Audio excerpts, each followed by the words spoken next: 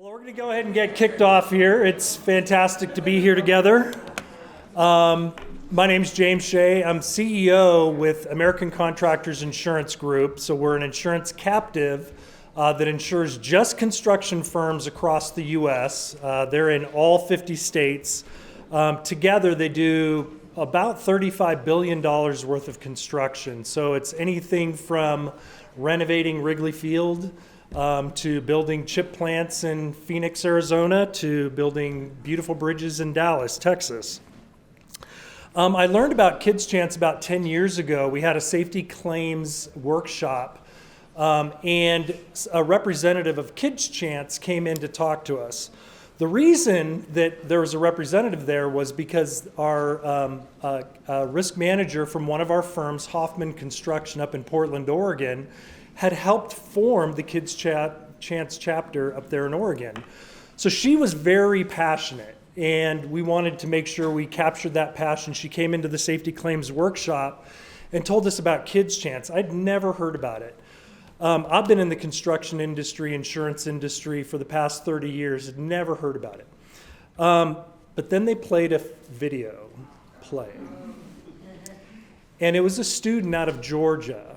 Her father had been killed in a construction accident. I'm sitting there. I've been on hundreds of construction sites. That jarred me. And she explained how that impacted her world.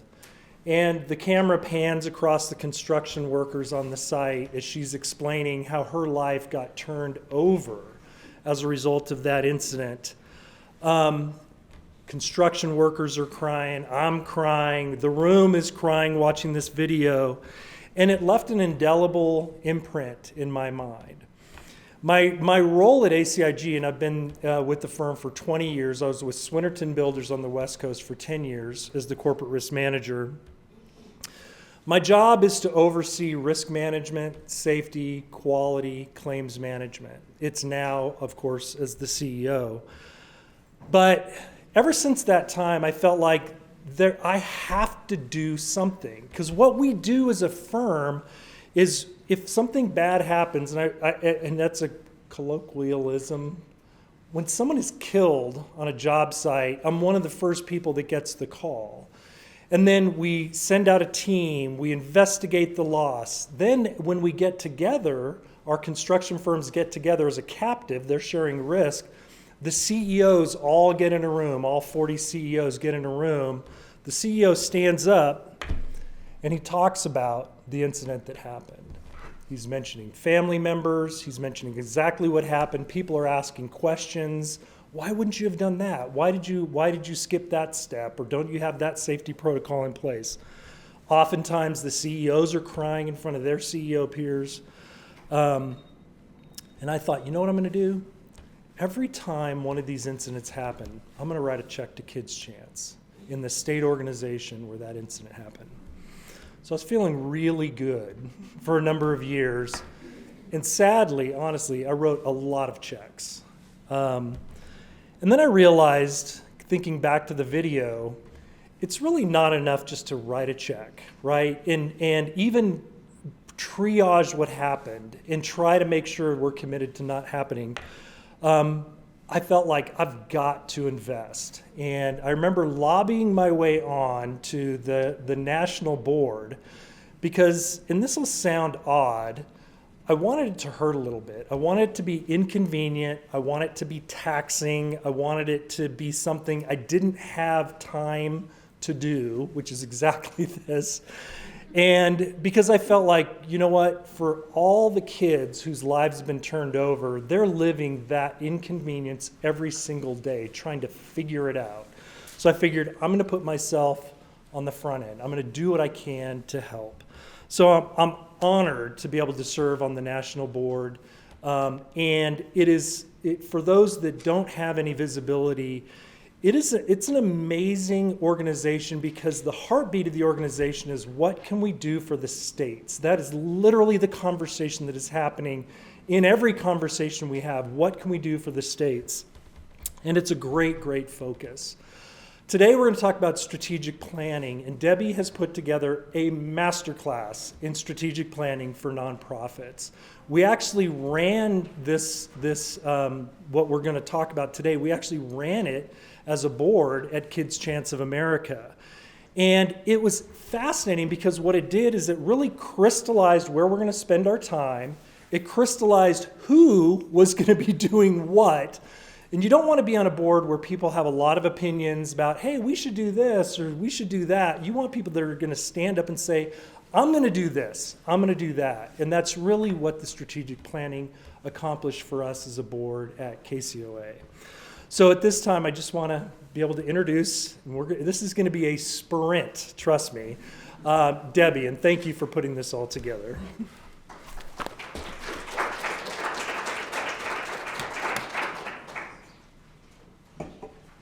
Thank you, James, and thank you all for being here. So I'm one of those geeky people that really likes planning, but I like planning that is doable. I don't like ethereal planning. I like planning that is, we have a vision and we are mapping out how we're going to get there, but we know that what we start out with as a destination sometimes has to deviate. And if you drive around any big city, that route's blocked, you're going this route. You're still going to get to the same place. You always keep your destination in mind. So under that construct, I tried to create over the years, working with hundreds of nonprofits, what I call the simple way to do strategic planning. Because I believe if you can make it simple, you can do it yourself. Is it great to bring in an outside facilitator? Absolutely, particularly if you have divergent opinions and you need some facilitation to end up in the same destination. But what we tried to do was to create a how-to for you. So I'm going to breeze through the deck because I really want to spend some time in the workbook. And I want you to take the workbook home. And because I know there are these types of people and these types of people, I've given you choices in the work plan options themselves. So let's get started. All right. So why do it? Because honestly, it makes all the difference. If you have a board, you're likely very busy people doing lots of great work. Are you doing great work that gets you somewhere to a new destination? You know, my definition of success is not doing the same thing and treading water and staying in the same place. It's growing. Growing more money to serve more kids, growing more access to have more volunteers involved, growing more outreach so that more people know about Kids Chance of America and Kids Chance of your state and how to get involved. That's why we have a strategic plan, because we don't have unlimited resources of human beings or money. So we've got to really, really focus and have clarity. Also, when you outline where you want to be, it's almost providing for you the committee infrastructure you need to get there, right?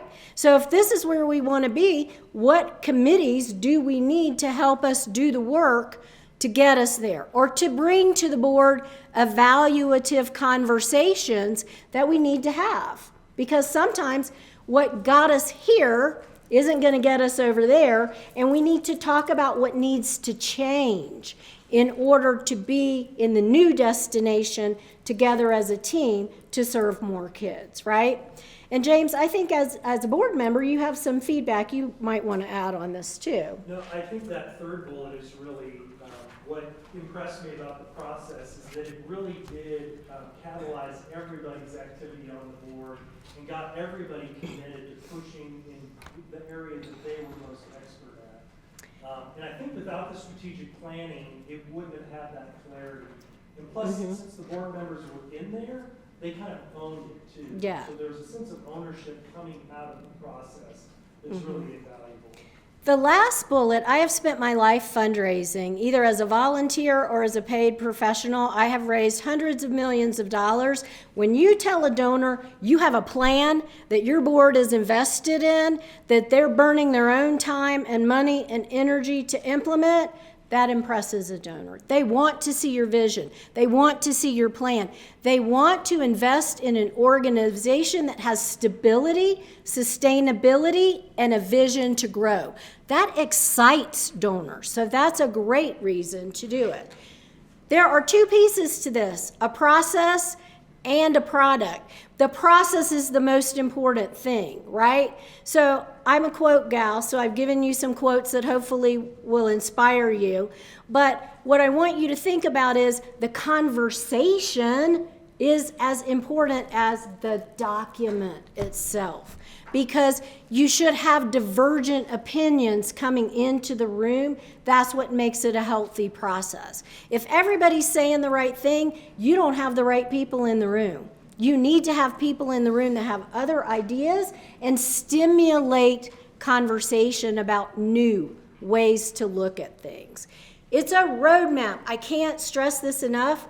When I was a young professional, a healthcare company sent me all over the country, get on an airplane, get a rental car, end up over here, and you had to do it with one of those Rand paper maps that you had to fold out that took the whole dashboard, and you had to map your route. Well, I was smart enough to know in San Francisco I needed to have about 6 different possible routes to get where I was going, close to the approximate time of my appointment, right?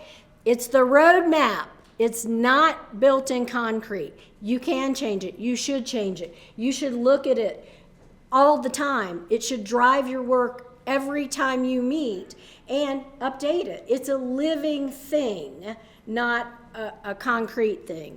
So what about board members? Board members are the key, and board members should be actively engaged. When I'm an outside facilitator, I tell groups, I will not come, you can pay me, I will not show up if you don't have at least 90% of your board there. That's in my contract. I will not facilitate a process if 90% of the board is not there, because you don't have the right people in the room. You don't have the accountability that James talked about. So you've got to get people in there, right? And you have to determine, we can't address everything. Even in our KCOA National Board, we have things on the white map, the waiting list, because you can't do it all. What do we have to do now that will build us strong enough to get us to the next phase, and then we can pull over the whiteboard and take them and see if they're still relevant? What would you add to that? No, I think your last point is that the plan is really something that you're executing in the near term. Like, this is not like 10 years out. You're really setting a plan for executing over the next year and 2 years. And we did, what was fun about our time together is we did have a whole wall of just sticky notes of ideas that were in different parts of the plan, but you realize you cannot do everything at the same time. You can't boil the ocean. But there were so many interesting creative ideas on that board that we left aside, that it's exciting thinking of the next round of strategic planning, that some of those are going to come off and some of those creative ideas are going to be in our next iteration. And what's nice about this is when you have 90% of your board there, it's easy to drive your budget to implement the plan. We've already debated these topics. We've already agreed on what we're going to do, and we've agreed on the sequencing of what year, and we've put them in the budget. When I first started doing this work, in healthcare, our strategic plans were 15 years, 10 years out, right? And then that window started shrinking, and then I started working with tech firms, and it was a year. That was strategic. So I would say somewhere between 2 and 3 years is probably the right window of time. If your organization is rapidly growing, maybe you start with an 18-month plan, and you focus on that. Whatever is right for you, there's not a hard and fast on the timeline of that. So what strategic planning really is the process for defining your direction. The process for literally as a group coming to a definition of how we're going to judge our future success in the next 2 years or 3 years or whatever term limit you've assigned to it. It's defining that with some buckets of specificity. So to do that, you kind of have to start with the end in mind, right? How will we define success? What does success look like? In 3 years, we will give X number of scholarships, and we will grow the scholarship value to Y. So we're giving more money to more kids, right? And you may have other points. We may want to have a healthy board with good turnover instead of the same people that have been here for 12 years, right? And we want to define that may be different for every single organization. And then you actually get to the plan, which outlines all those pieces for you. So then you get to preparing for the process itself. Who are the right stakeholders? It might be good to interview some of your donors, whether your donors are individuals or corporate partners. Might be good to individual some of the kids that you've scholarship to say, hey, what would be good for us to do? What could we be doing around scholarship support that maybe we haven't been doing? And then you have this process. You can hire a facilitator. Sometimes you can barter. If you're good at facilitation, barter with another state and say, hey, I'll come facilitate y'all's if you get somebody on your board to come facilitate for us, right? It doesn't have to be expensive or cumbersome. I'm encouraging you, we have a ton of data that we provide to you in the Planning for the Future portal. We literally tell you the age of the kids in that portal and when they're going to be released to you to want to apply for a scholarship. James, anything you'd add about the process? Okay. So people call these things retreats. I hate that word because it makes it sound like we're going to Honolulu and we're going to sit under a palm tree and have a cocktail. So not that I mind going to Honolulu with y'all and having a cocktail, but I like to think of it more as advancement session because we're trying to advance towards some strategic goals. You're going to conduct a SWOT analysis. I've given you a worksheet for that. SWOT in this term has 2 T's: strengths, weaknesses, opportunities, threats, trends. What's happening in your state with employers? What's happening with corporations that have been your big supporters? What's happening with individual wealth? And how much of that are you capitalizing on by attracting individual donors and cultivating those relationships? What trends are happening? Some states are losing kids going to college. Some states are gaining kids. Same for trade school, too. Some kids have really live in states where the schools have made a big thing about trade school opportunities. So what's happening in your state trend-wise? You're going to agree on an agenda. You cannot bite the elephant, the whole thing that day. What can you get done? Using Kids Chance of America as an example, we had pre-work. We came together for a full day. The board flew in and did a whole day session. We had Zoom sessions, 2 of them after that, in committees that were 3 hours long. We had a board session that was a couple of hours long. And then we actually got to voting on the plan, and we continue to tweak it. It got voted on in February. It's already been tweaked. So that's just an example of what that looks like. So you decide, can we do this in one day? Do we need 2 half days? What's important is that you have consistent attendance. So everybody has to buy into, absent getting run over by a Mack truck today, I'm coming to both of them, right? You have to get that commitment. You have to have good note taking, not in a lot of detailed minutes. What are the things that have to be done? What data points did we talk about needing that would help us have a better process? And you walk out of there with clear to-do list and a timeline on your deliverables. Then you have the follow-up that comes after that. Before I get to that, James, you've done a lot of this in your workplace. Anything you add about the retreat that would be a success point? Well, I would say what I felt was helpful for us was that we had a dinner the night before. We were able, just conversationally, to kind of get connected with one another so that when we went into the retreat the next day, we were really warmed up. And I feel like the time, our attention is demanded in so many different ways. We're all running businesses or parts of businesses. So to have that day where we literally were immersed in this, I think it really allowed for more creativity. We weren't just trying to burn through a plan. We were trying to make sure that we were mining everybody in the room for their best ideas, whether we could put them in the plan today or for the future. But yeah, that time commitment. And the other thing is it showed the priority of what this was for the board. So anyway, I would encourage that. And we broke the time up. I love to do this with groups. If you sit around a table for 8 hours and look at each other, that's just boring. You have to break it up. And so we did some small committee conversations and report outs. And then people swapped out to different committees and worked on those. And then we reported out. And then we came together as a big group and walked around the room and sort of sticky voted to see where consensus might lie, which, by the way, is a really speedy way to get to consensus. When you see there's 17 sticky notes on that and one sticky note on this, you don't even have to discuss it, right? It's efficient. And I would say, I wouldn't underestimate how impactful it is just to get up out of your chair and to walk around the room, like literally have things to do physically rather than just sitting at a board. Mm-hmm. So. Very, very important part of the process.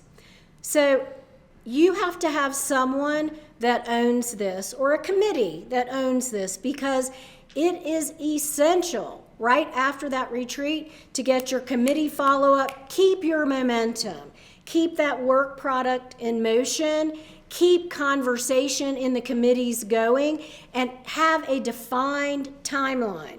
Okay, committees, you're going to meet for this long, and then you're going to come and report to the board. Everybody will react. What comes next? So you've outlined the timeline. Your board has discussed the timeline at the retreat before you leave. Everybody's clear. Somebody types it up. It goes out to everybody immediately, and you keep moving, right? And it's good to have people volunteer to be committee chairs and to know it's your responsibility to convene your group, to discuss the things the larger group has assigned to you, and to come back at this date with what your recommendations are and why. Don't just tell us your recommendations, tell us the why. So just a little bit of best practices here. Avoiding common pitfalls. So getting buy-in is really important. Do not get hung up on getting 100% of anything. It just doesn't really exist. You need directional buy-in. As human beings, some of us are far more risk averse than others, and that's okay, but we can't let that hold us back from gaining progress. So get directional consensus and buy-in. Have realistic goals. I like to have big goals, and the board has said to me a couple of times, you need to take that back a notch. Let's have a lower goal and knock it out of the park. And that makes good sense, right? So it's good to have that balance and have a team approach to tempering each other. And I admire where you want to go with this. Should we start smaller, gain our confidence, and then go larger with it? And obviously you're monitoring all of that and tweaking it constantly. James, anything? Yeah, I would say on that second bullet, it surprised me when we had kind of a rough outline or framework for where we were going with the strategic plan. When we got to measuring, like the question was asked, how are we going to measure adequate progress? And how it really did stump us in a lot of ways. So that second bullet's really important, that once you have your plan, you really have to go through the hard work of figuring out how are we going to measure that we're progressing in the manner that we expect. And those measurements are not really obvious sometimes depending on what your goals are. And we're going to show you ours and give you a little show and tell of how we came to those too. So communicating with your stakeholders is really important. You can open the door and ask for input. You want to close the door and say what you did with that input, right? So when you have a plan or you have some actions, you want to thank them, you want to share it with them, and you want to let them know how their thoughts informed the process. You're strengthening those relationships. And then you're saying, you know, we're sharing our plan with you. Is there anything you'd like to be involved in? Is there a committee that would engage you? Is there some kind of task force that would engage you? And of course, flexibility is the key. Does everybody remember the toy Gumby? You could twist that thing in a million directions. You need to be Gumby in this process, right? You need to be fluid and flexible. And, you know, okay, we did this plan and then something happened that just totally tanked that whole goal. Okay, that's all right. How do we adjust for it?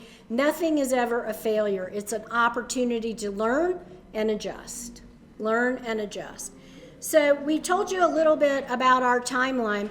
What we didn't tell you is before the board got involved, staff was involved interviewing facilitators, and staff was involved with some constructive pillars as well. And so we met with the facilitators, and then we took that to the executive committee too. So if you have staff, please include them as your partner in this process. I know about half of our states now have paid administrative help. They should be involved in this process with you. They see the execution details that sometimes you as board members might not know. They can offer good constructive suggestions. We did a board survey. We can share that with you if you'd like that template. Happy to share that. That's something that Cheryl and I and then Jennifer Wolf, our president, worked on to make sure we had the buckets covered. In the summer, we did the fly-in, and you've heard how we addressed all of that, and then we turned the committees loose. James, any thoughts on the timeline of the process? Did it work from a board perspective? Yeah, it did. Okay. And I think having clarity helped me as a board member know what I was going into. So we laid out the timeline for the board in terms of this is what we're doing quarter by quarter. We didn't, some of them didn't have hard, fast dates, but we said by this month, this is where we need to be. And that allowed the committee some flexibility around their own schedules. As long as they delivered by that month, that's all we cared about, right? And then in the fall, we did the visual breakouts to further define. And then we actually collected the committee work, so staff did the piecing together of the draft plan based on what the committees did. So Elizabeth and I spent a lot of time going back and forth to committees to, make sure we had all that where we needed it to go. So this is what our plan looks like. Like I said, it was adopted in February and we've already tweaked it, so in a good way. I'm not going to spend a lot of time on each, but you have each. One, you got to have more money to do anything. So that was our first pillar. And we defined it by corporate giving, individual giving, and increasing gifts from other sources.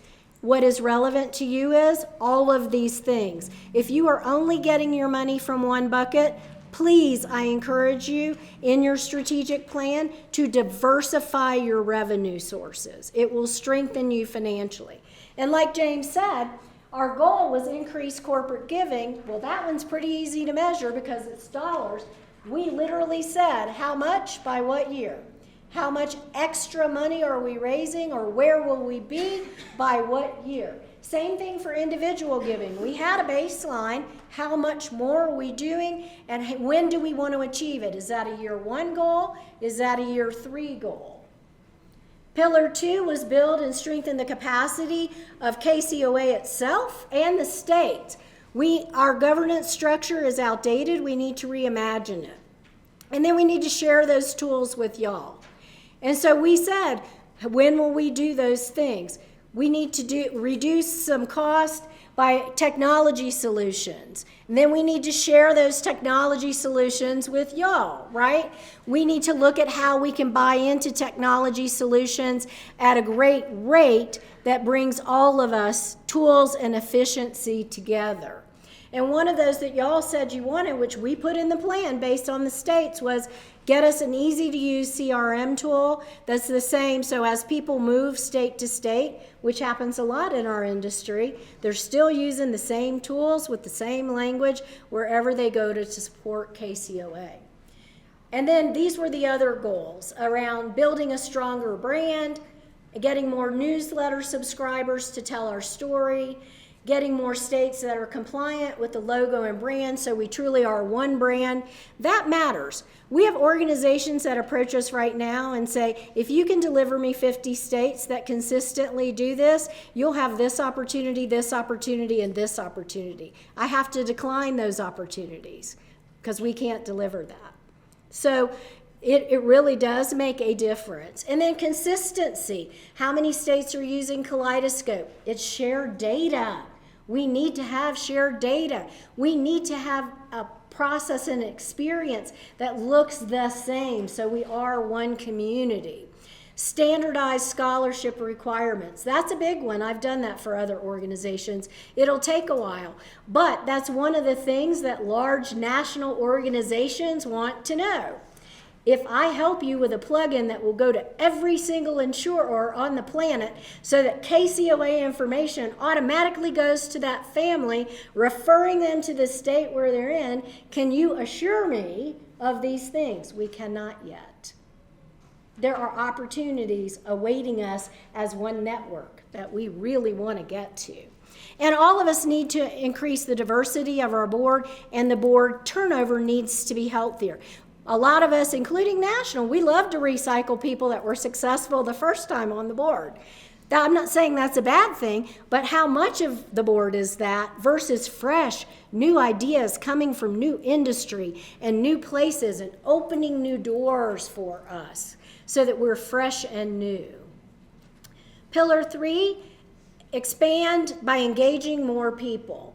Just like Cindy told us this morning, the more people you tell your story to, the more people you engage, the more people are going to be like Bob Clyde and say, dang, I need to be doing something about this, right? It moves me. I need to be doing something.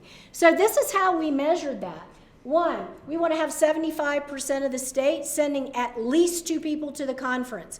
This is where we connect and learn and share and build community. The more people that come from your states, the more we become one network and we share great ideas. The more we hear the ideas you want so KCOA can budget for them and help make them happen.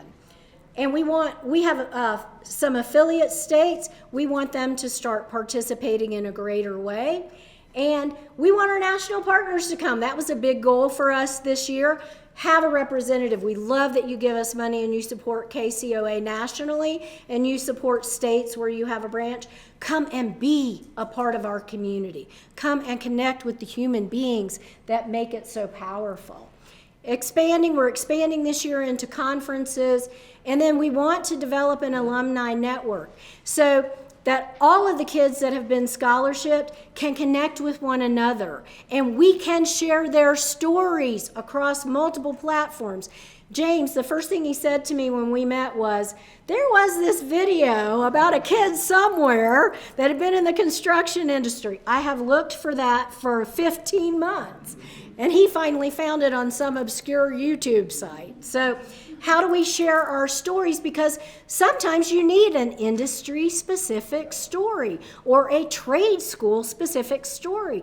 What if we had that and we had it as a repository for y'all to find? Again, it's sharing resources. And the benefit for the kids is it creates community for them for life.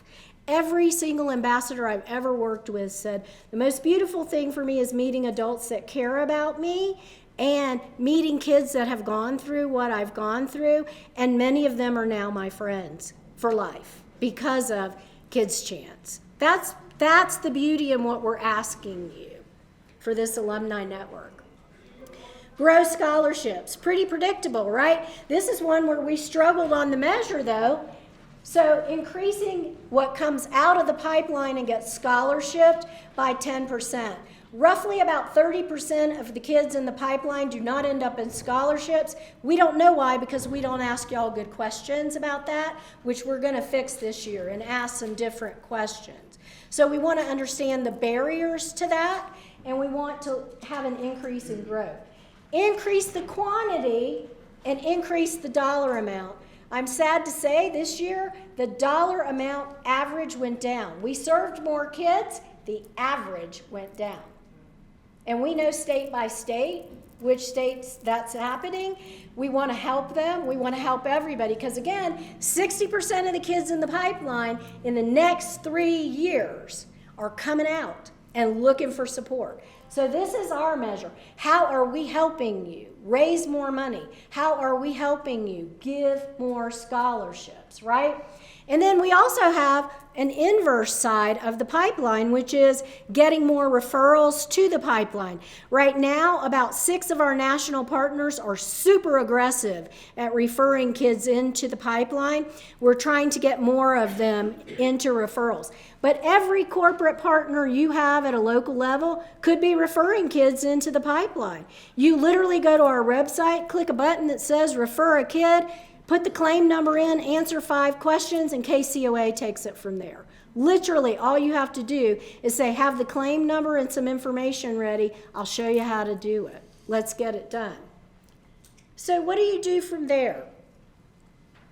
I'm going to give you a moment. I've drilled you through this quickly, and then we're going to go through the workbook. But is there any questions about the value of doing this and the value of, I'm a big person who believes in chunking big things. We've got a vision, it's this big. The only way to be good at taking vision into implementation is breaking it into doable chunks. So that's what we tried to do today as an approach. Can I make a Please, yes. Go back to one of those pillars. Mm-hmm. What was interesting is we used about half of the day to get to those top pillars. The facilitator just kept us, we would want to get into the weeds, and they kept pulling us up, like what were the big main ambitions and how do you define them? So those 4 pillars were kind of hammered out kind of the first half of the day. And then you can imagine a room where each of the pillars ended up in a corner with worksheets. And then what was fascinating is the board kind of sorted themselves to the pillar that resonated the most with them. So in the earlier slides about really engaging the board, just that process of being patient, to not get into all the busy work first, but to find those big ambitions, clarify them, will help kind of sort your board out in terms of where they want to spend their time. Then, really, those groups are the ones that hammered through each of these goals because they were the ones that wanted to own it. They wanted to hold themselves accountable to these goals. And that was a great way to do it. Self-selection was a great way to do it. And then when we came to the raising more money one, we said this is an entire board conversation. We can have a committee start framing it. The whole board has to buy into the goals we set and the measures we set. So, you know, you'll always have people who say, oh, I don't want to do money. It's like, you have to do money. If you don't have money, you don't have mission, right? You have to do money. So figure out how to be a little more comfortable with what part of the process of that you'd like to do. Yes, please. Hi, Maria Henderson. At any point in the strategic planning process, was there a really big disruptive discussion? And I mean disruptive in a good way. Like, we are spending so much money at each of the state organizations. I've been involved since Bob started this thing since 1988, and I'm hearing the same questions come up. If we were all kind of under one big association management company and everything was really, you know, leveraging economies of scale, the amount of money and human hours that were being spent would be amazing. Did anybody bring that, like, disruptive type conversation into the room? Go ahead. If you want to, yeah. Well, I would say that particular discussion didn't, I think there's a sensitivity, and you can correct me, at least by my observation, there's a sensitivity at National to not be paternalistic or prescriptive. We want to be supportive. And it seems to me, and again, I've only been around for 2 years, so I'm probably young in the room, but it seems that every state has their own personality, their own priorities, so I think there's definitely a sensitivity there, but we definitely, some of the discussions we had at the meeting this afternoon were right along those lines. Is how do we help solve problems for you all so that you can stay even more sharply focused on your mission without you feeling like we're being prescriptive or pushing you to do something you may not want to do. Is that maybe an overstatement? Yeah, no, I don't think that's an overstatement. I would further elaborate on that to say Cheryl is amazing at listening, and I try to be really good at listening too, to hear needs. Sometimes they're not directly spoken as a we need this, but to uncover and question. And so yesterday's mental health panel was based on us talking to Greg and learning what Texas was doing, but also on uncovering and listening to needs and then saying, let's bubble that up at the national conference and see if it gets traction. Same thing with the CRM. As I was out talking to states and as Cheryl was out talking to states, it kept bubbling up. So Maria, what I would say to you is we choose to listen and invite a conversation, find consensus, and then build a plan and a budget, which maybe is a slower process than disruption would be, but our board is uber sensitive to the fact that when we went out and created 50 states, we wanted 50 individual organizations, and we need to respect that. We need to protect the brand and have brand alignment and integrity, or all of us go down with the one of us that goes down. And we need to shore up states with best practices. We need to serve states with tools, but there will be very little that you'll ever see you must do. Instead, we're going to invite, incentivize, listen, collaborate, and be at the table as a partner and a consultant. Thank you. Yeah, I wasn't thinking so much must as I was, I just don't think we're gonna get to the economies of scale and be able to really leverage what we want if we keep doing exactly what we're doing. It's so incremental. Agreed. It's so Agreed. incremental. And Agreed. I just don't think resources are about to bottom out on everybody this next 12 months. And so how do we stop thinking small Mm-hmm. and start thinking, what are like 5 things that everybody needs, and let's, maybe it's go to the states, and the states that want to join in, and the ones that don't, they can keep, doing what they're doing, but I think it's gonna get really hard for everybody really quickly. Well, that's actually how we came to the banking and investment presentation that we'll do tomorrow. We listened, 5 states had critical needs. We had a critical need. We convened, and 30 states said, yes, yes, yes, do it tomorrow. That would be as soon as we could do it. And so we're literally rolling it out tomorrow to get it up and running for every state that chooses. There's huge economies of scale that you'll learn about with banking and investment. So we're trying. Remember that KCOA was built after the states in some ways. So we're just catching up on the investment of KCOA. We don't even have a full-time staff person. You have staff people that might have 10 hours a month or 12 hours a month and churn out yeoman's work for a national organization. So, But that was kind of my point, was yeah. you've got piecemeal everywhere, and Yeah. you could just figure out a way to get, because people are solving the same problems in all Yep. 50 states. Yep. It just feels like we could go bigger, faster. I'm with you. Yes. Thank you. I think this is wonderful. I would nominate this for a webinar. I think this is great. Yeah. I was thinking this like, Yeah. Just, these are quick, probably questions. Uh-huh. Maybe you could recommend best practices for the standardized scholarship requirements. Mm-hmm. Because I've been looking at different states and I know that everyone does it differently. Yes. And also best practices for the referrals. Yes. So we have some tools for the referrals that you can access as a state. So let me take that one first because we already have some tools for that. So when you access all of the materials in the back of the house through Lingo, there's a planning for the future section. In that planning for the future section, there's a folder that says for partners. What it really means is for any organization that can refer a kid to us. And when you open it up, it has a PDF of a flyer that you can print and hand out, or you can order through CGI. It has a PDF of a postcard that explains planning for the future, a postcard for the family, and a postcard for the referral source, and they're in English and Spanish. So those tools already exist. You can either pull them down yourself and print them, or you can order them through CGI as materials. You can email the PDFs to your referral sources. I have a deck I'm happy to share with everybody. We take partners through this deck that says, hey, let us meet with your claims people. Here's how you refer a kid into the pipeline. Happy to do a webinar on that, Cheryl. Share the deck with y'all.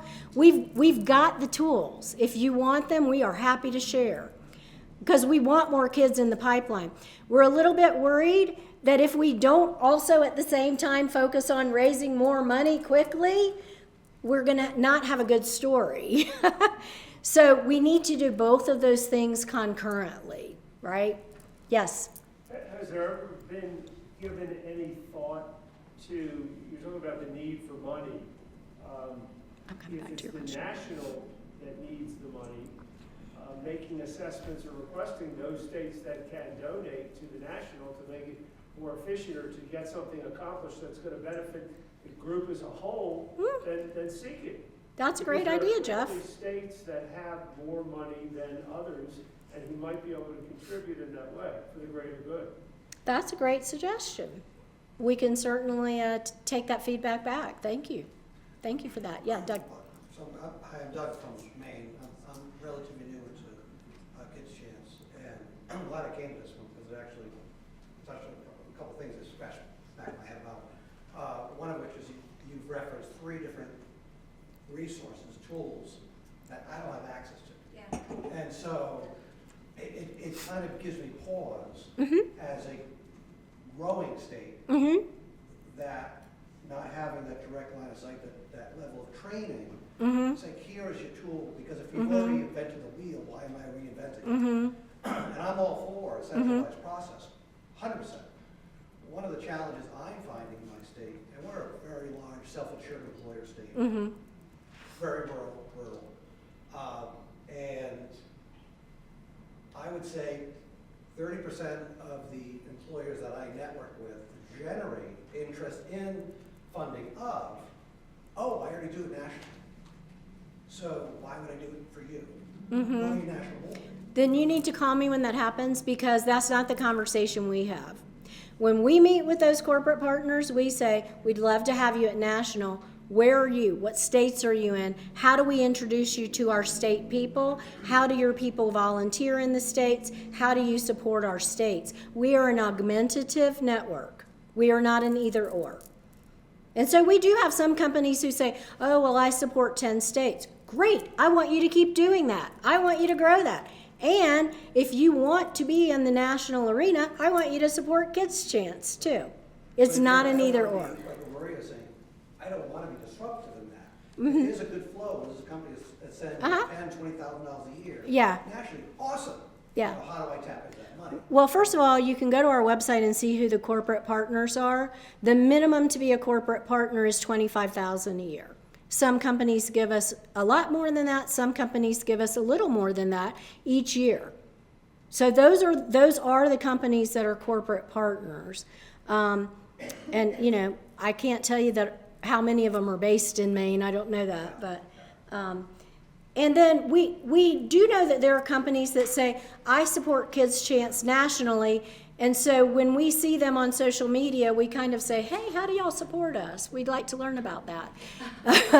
and sometimes it's, oh, well, we sponsored the golf tournament in Tennessee. I'm like, yeah, that's sort of not really the same thing. So we try to parse through that ourselves too, in a nice way, of course. To piggyback on what he's saying, I'm Leslie from California, and I'm very new to the board as president-elect.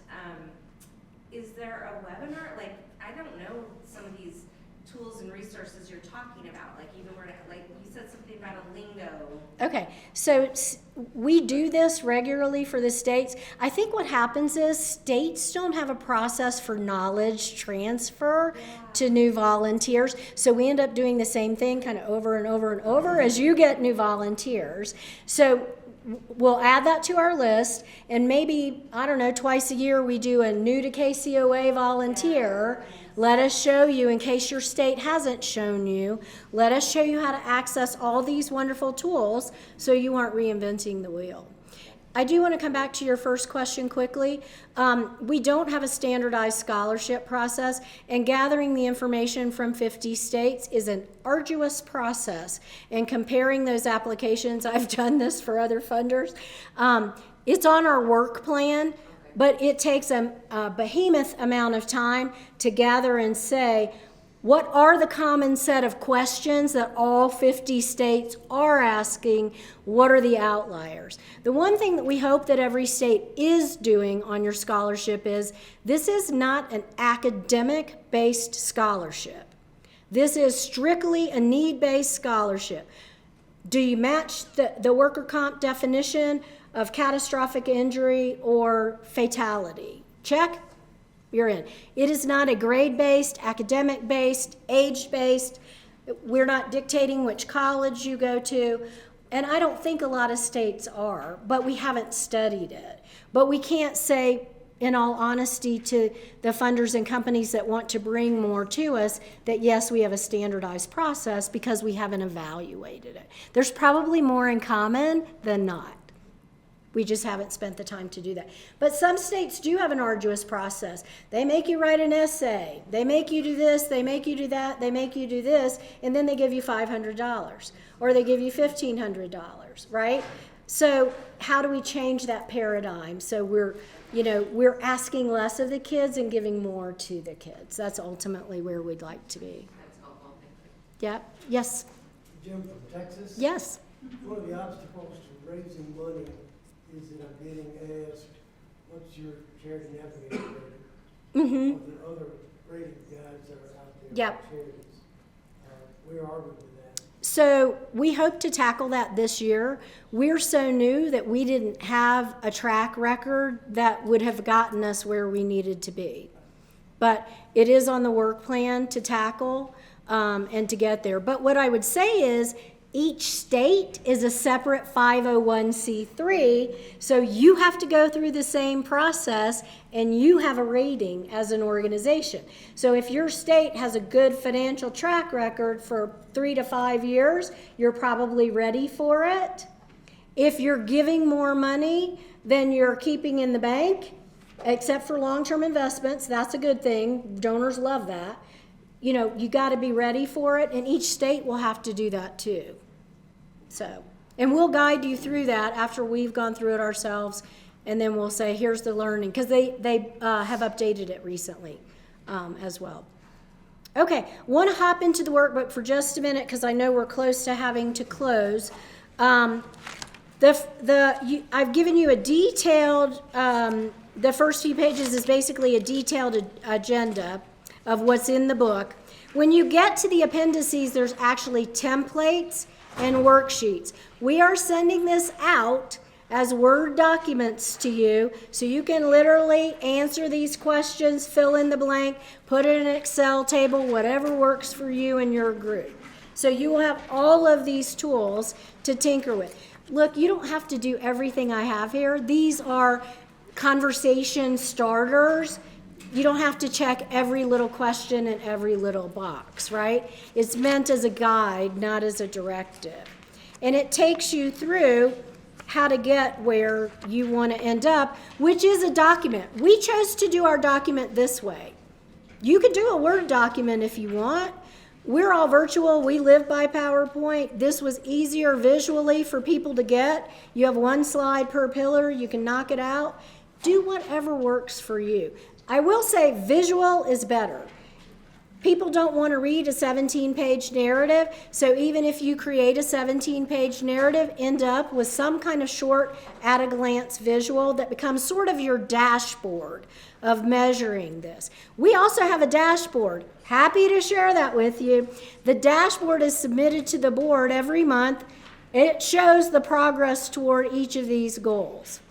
It literally says, are we green lighting this or are we paused on every single goal we have in the plan? So if you look at page 14, you get to strategic implementation, implications. If you turn to page 16, you actually have a goal worksheet. People misuse terms, so we made this simple for you. What is your goal? What do you want to get done? Right? What is the goal statement? And then the goal statement is, I'm going to increase, I'm going to decrease, I'm going to stay the same because staying the same is really good for us. We don't want attrition or whatever that is, right? And then you've got the measures for those things. Action steps become the Bible for committees. So after we get all this plan done and we've agreed on the timelines and the deadlines, we look at what action steps have to happen. So literally the minute the strategic plan was done, I could go to the PFF committee and say, okay, new plan. Here's the action steps the board wants from you as a committee. Same thing for the development committee. Okay, we have two different ones. We have one for individual and one for corporate. This is where the board wants us to hit. How are we going to get there? What are the action steps we've got to build? So that's a great conversation for your committee to do. And then if there's not a tool and you need a tool, tell us.